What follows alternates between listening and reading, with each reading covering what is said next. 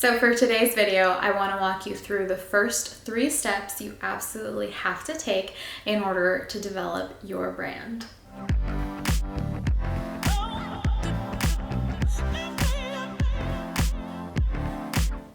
What's up, guys? I'm Mabel. I'm an artist and entrepreneur based out of Austin, Texas. And one of the things that I offer my clients is branding strategy. I would say that this is probably the most important step that I have to take with every single client before we schedule any photo shoot, before I start drafting any mood boards or develop any layout design. This has to be done first because it gives me and the client a solid understanding of who they are as a brand.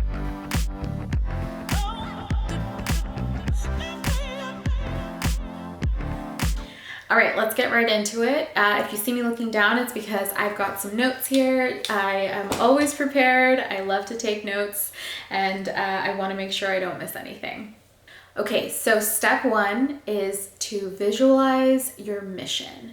First and foremost, before you start doing anything, you have to ask yourself, what's your purpose? What's your end goal? When I sit down with my clients, this is the very first question that I ask.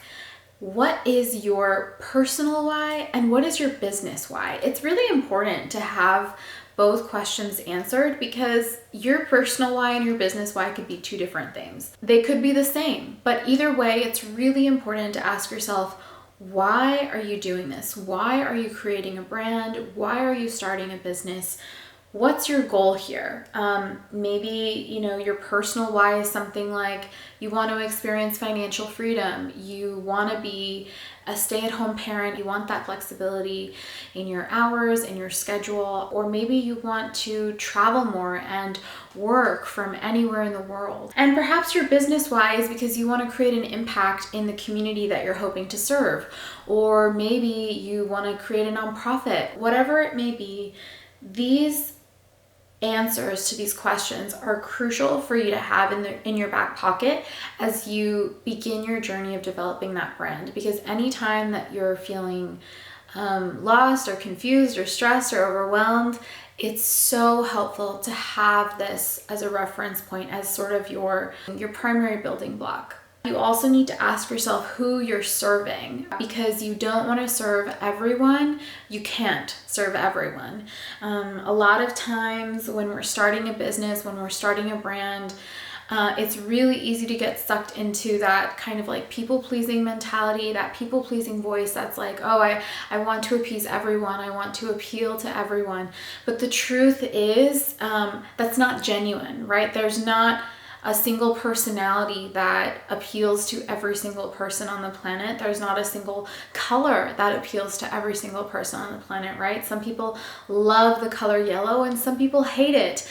And it's the same thing with brands. You want to be a brand that is very attractive to the community that you want to serve. So actually something that I always recommend my clients do, which is a little scary, is to think about who you don't want to serve, right?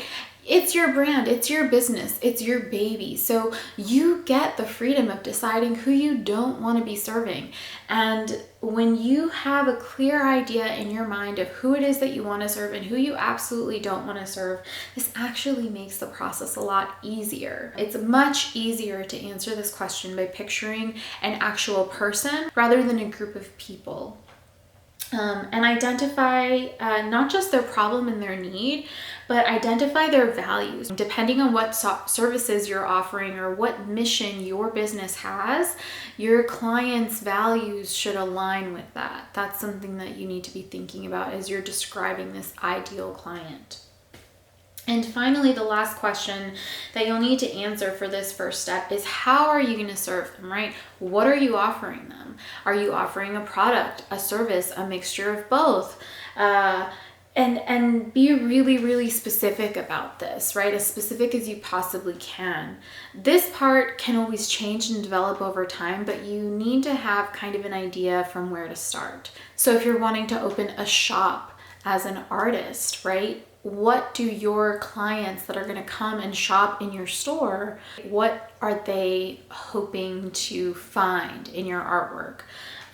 Or if you are a service provider, what is it that you need to offer to this client that is going to satisfy their need and at the same time satisfy your passion, right? Because this is your passion project. This is your baby.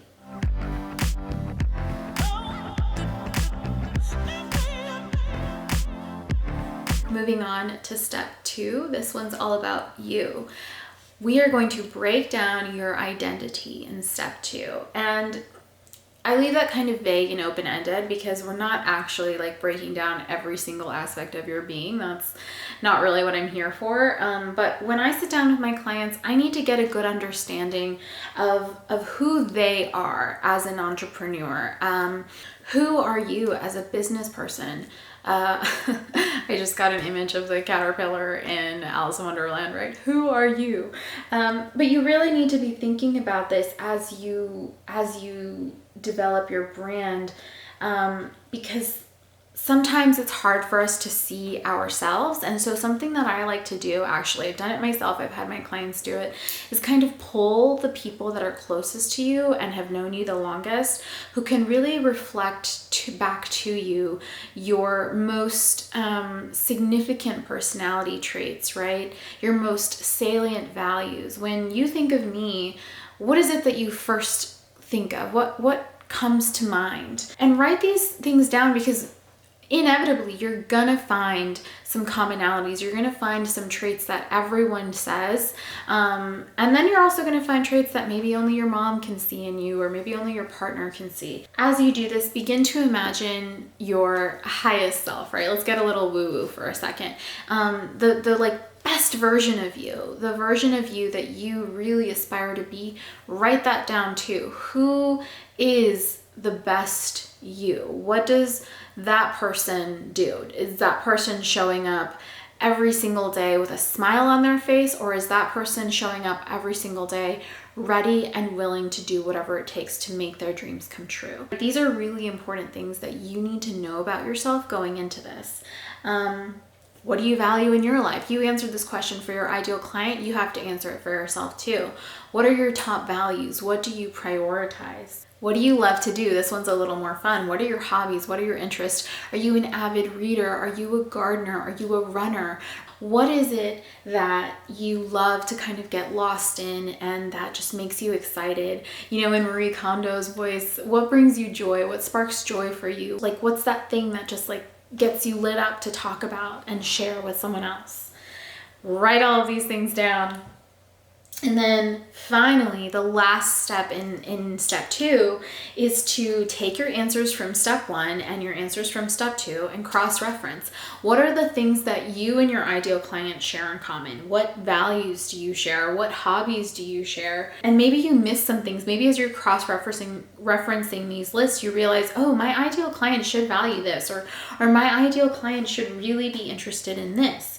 This is what your brand is going to represent, right? Because your brand is an extension of you. It's not you, right? But it's an extension of you. It should definitely have a direct tie to you, but it also has a direct tie to that client that you're serving. So once you kind of picture kind of like a Venn diagram, you can actually do a Venn diagram, and all of those things that are in the center, where your ideal client is and where you are, where those two meet, that is your brand. That is what you're going to use as kind of your foundation for your brand identity, so that when you pick the name, when you pick the color, when you pick the logo, right, all of it should reflect what's in the center of that Venn diagram.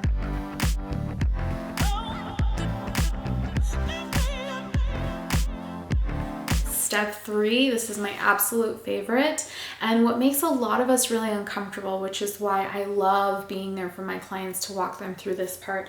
Step 3 is owning your superpower, right? We all have one. Every single one of us has a superpower.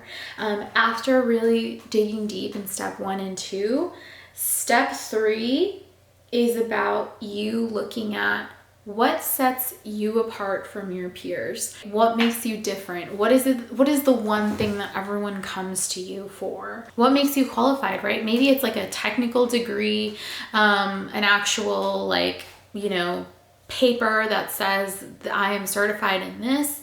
Maybe it's life experience. Maybe it's a really unique experience that not many people have.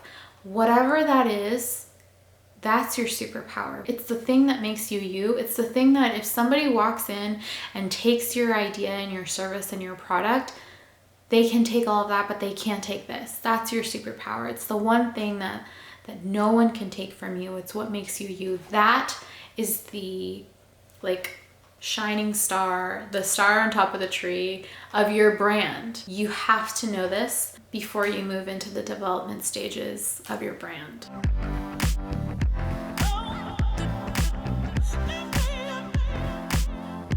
This video is really meant to give you that understanding of yourself, of your brand. It's meant for you to kind of sit down and take a moment to look inwardly and be really mindful about what it is that you hope to achieve with your brand.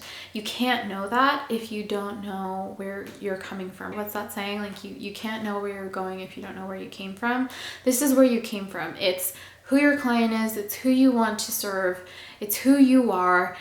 It's taking all of that information, looking at it strategically, and then using that as kind of a launching pad for your brand identity. Because after this is when you get into coming up with your name, coming up with a logo, developing your actual mission statement. When you're doing the copywriting on your Instagram post, your Facebook post, your website, all of that language has to, again, circle back to everything that you discovered in these 3 steps. It all has to reflect that brand identity. It has to be really clear so that when a person goes to your website, when a person lands on your social media channels, when a person meets you, they have a clear understanding of what they're getting from you. So that concludes today's video. I really hope that these tools will give you a better understanding of where you want to go and what you really have in you to achieve the goals that you want. Because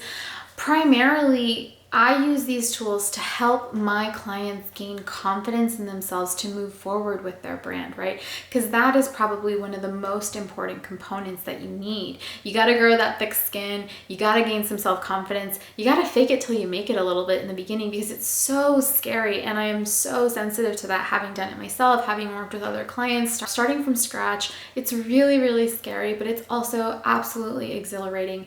And it's really powerful when you have tools like this to help guide you and give you some strong footing.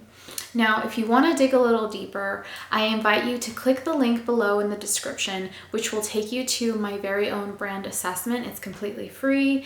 It's a tool that you can use to answer more specific questions that are based on this very structure to help you kind of flesh out even more details of your brand.